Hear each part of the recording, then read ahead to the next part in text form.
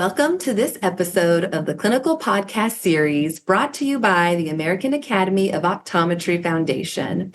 In today's episode, we will be covering the recent JAMA ophthalmology paper, Refractive Error Change and Overminus Lens Therapy for Childhood Intermittent Exotropia. My name is Plauman, and I am joined by Angie Chen, the corresponding author for today's paper and a diplomate in the Binocular Vision, Perception, and Pediatric Optometry section of the Academy. Welcome, Angie. Hello. Let's dive right in. I know this paper is a follow-up to the randomized clinical trial that PEDA conducted that was evaluating the effectiveness of Overminus lenses for the control of childhood intermittent exotropia, or IXT. Can you please provide for our listeners just a brief summary of that study? Yeah, of course. So in this clinical trial, we enrolled 386 children with intermittent exotropia. They are randomly assigned to 2.5 diopter Overminus spectacle or non-Overminus spectacle. So for any children who don't have any refractive error, they're wearing placebo glasses, plain on glasses, basically. And then so it is a double mask study. And the children who are in the Overminus group, they wore Overminus lenses for a year. And after 1 year, they were weaned off Overminus. So they're in partial prescription for 3 months. And then the Overminus was discontinued. And then we saw them again for in 3 months. And in the study, the primary outcome is improvement in IXT control. And then we found that Overminus lenses improve control score compared to non-Overminus glasses. Okay, so this paper then is the extension study of that original randomized clinical trial. So how many of those 300 plus kiddos were able to complete the extension, and how long were they followed? What measurements did you guys take for this extension study? Just all of it. Yeah, so what I want to mention is we had a surprising finding. So we found improvement in control score, but unfortunately, when we look at change in refractive error as a safety outcome, we found that children who were in the Overminus group, they had a higher increased myopic shift compared to the non-Overminus group. So that was totally a surprise to us, and to a point that the DSMC actually stopped the treatment. So we have a small portion of children who didn't even complete a full protocol if they were randomized to the Overminus group. And then so the extension study really is hoping to see what happened to these children in the long run in terms of how their prescription changed. So the study, we enrolled these children and we follow them again at 24 months and then 36 months from randomization. We have about, I want to say about 63% of children in the Overminus group who came back for the extension study, and then 52% in the non-Overminus group came back for the extension study. So it's a fair, healthy number of participants. Unfortunately, we couldn't get everybody, but we got whoever we could get. Yes, and they were signing up for the original study, so they don't know if there's this extension one afterwards. Exactly. And so this extension study was looking at spherical equivalent refractive error. Was there any A scan or anything for any of these guys? Yeah, so we measure their refractive error using cycloplegia retinoscopy, and the goal was to compare the change in refractive error from baseline to 36 months.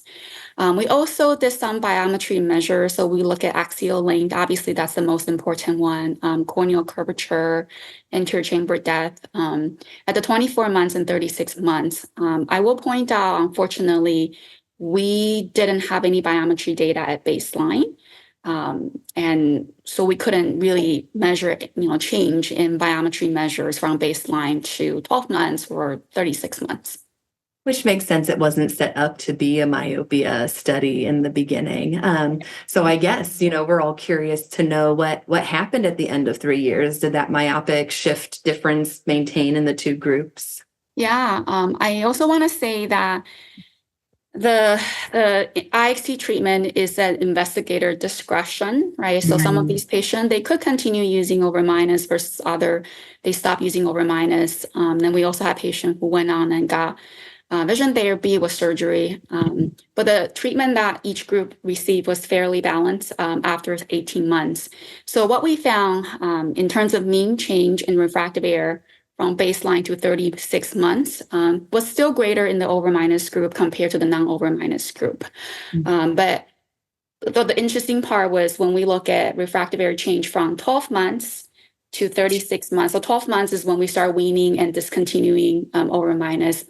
The myopic shift was actually about the same in both groups. So this is telling us that the myopic shift that's induced from the original Overminus treatment is still there, but just because you had Overminus treatment for a year, it didn't really accelerate your myopic progression, or it didn't slow down your myopic progression. Once you were off. Yeah. Right, exactly. Yeah. And then so what we really see is, yes, when you're wearing Overminus lenses, it is giving you, it is increasing the risk of myopic shift. But once you stop, that risk goes away.